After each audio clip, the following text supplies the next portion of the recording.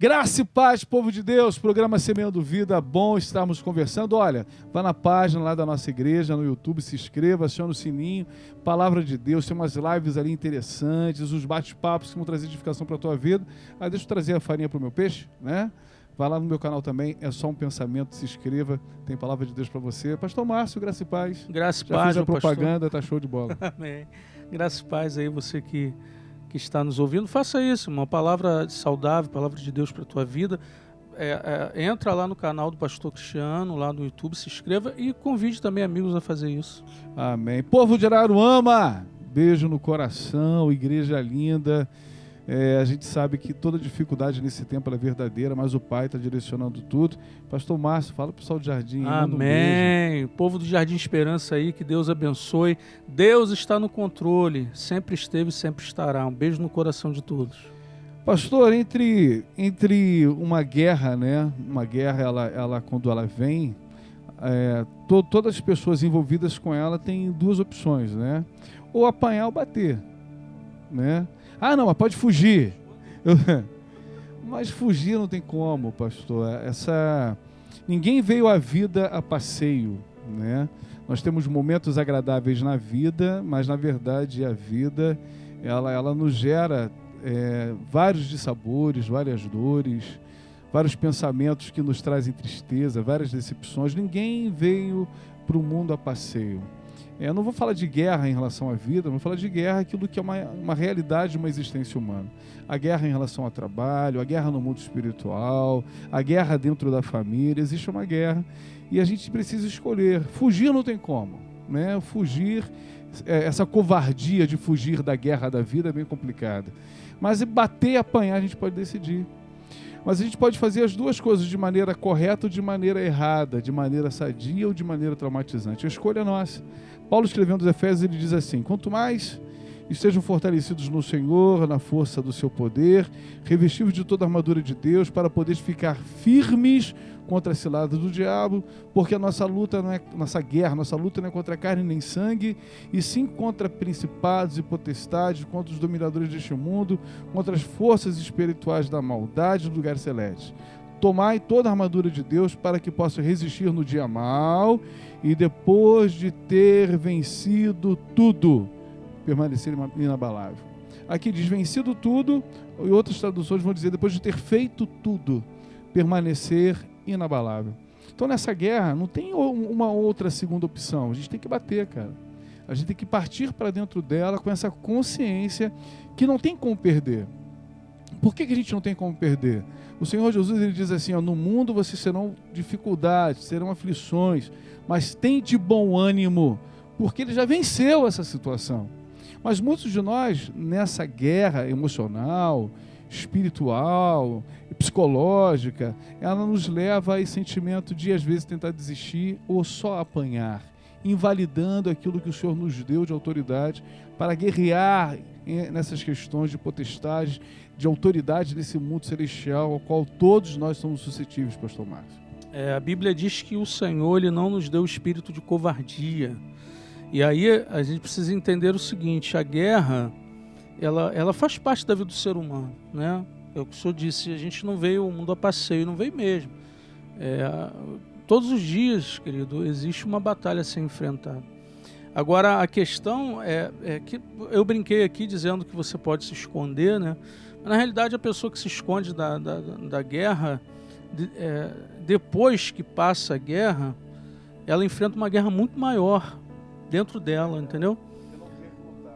Por não ter lutado, porque podia ter feito e não fez, né? E aí eu lembrei aqui de Jonas, quando Deus dá a ordem para ele: tu vai para a guerra, meu irmão, tua guerra é em Nínive.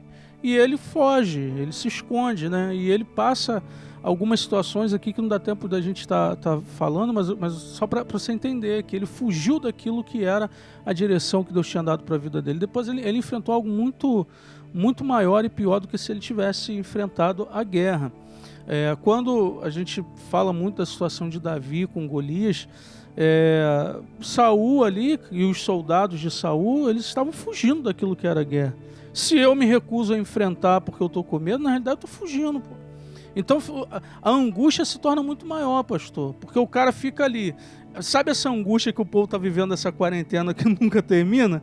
É isso, pô. Eles estavam ali, ninguém vai, não vai. E o cara ameaçando todo dia, durante 40 dias ameaçando. E eles, a pressão do inimigo se tornou muito maior, porque eles estavam com medo de enfrentar aquela guerra, né?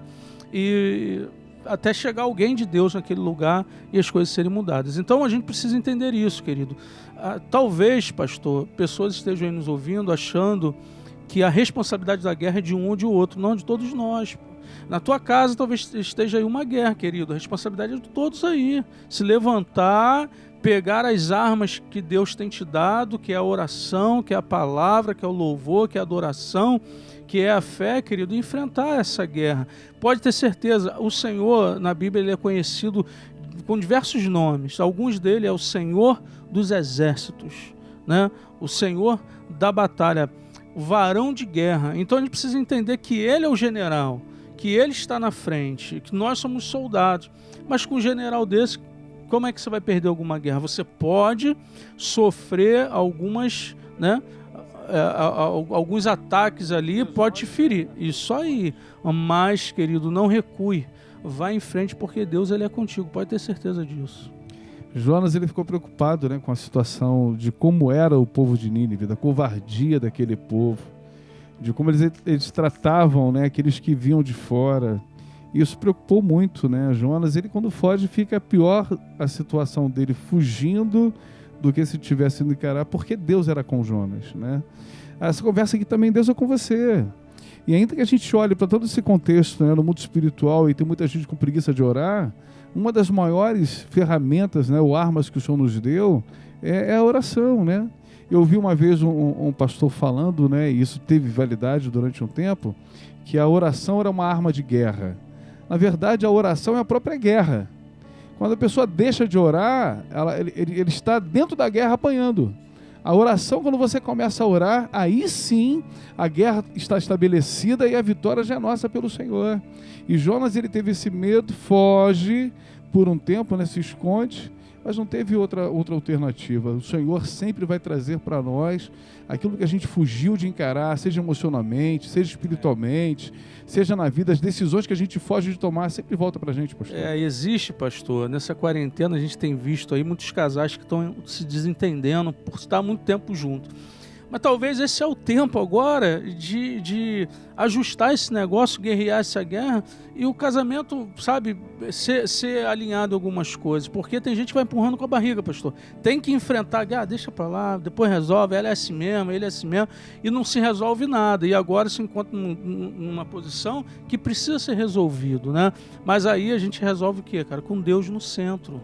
Entende, pastor? Com Deus no centro de tudo, porque tem casas, pastor, que hoje poderiam ainda, limitados em muitas coisas, poderiam estar vivendo um tempo diferente, um tempo de olhar no olho, um tempo de um carinho a mais, um tempo de uma brincadeira com o filho, e não está vivendo porque uma guerra que não foi enfrentada e por não ter sido enfrentada não foi resolvido.